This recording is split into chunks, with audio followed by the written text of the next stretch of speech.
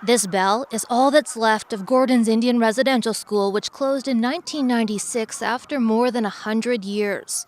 The school was first run by the Anglican Church, then the federal government.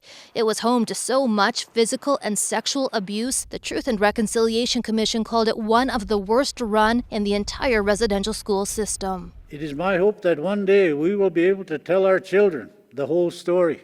Chief Byron Bitternose announced the initial results from Phase 1 of its ground-penetrating radar search. 14 potential burial sites near where the school once sat. The search committee expects a lot more. The school had access to 760 acres. Ed Bitternose began this search nearly a year ago after 215 possible unmarked graves were reported near Kamloops Indian Residential School.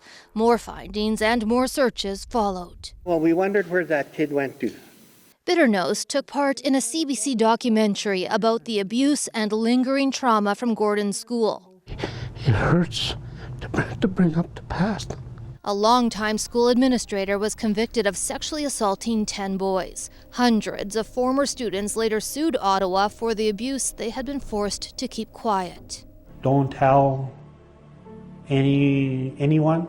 But I was just so scared, and he kept telling us, if you say anything, it'll happen worse. We've only completed the first 6 months of what will probably turn into a 10-year ongoing search.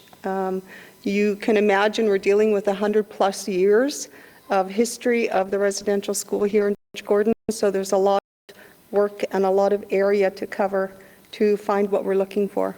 The search committee had no access to Anglican church records, and it didn't search near the Anglican cemetery, although oral stories suggest there could be children buried in this area.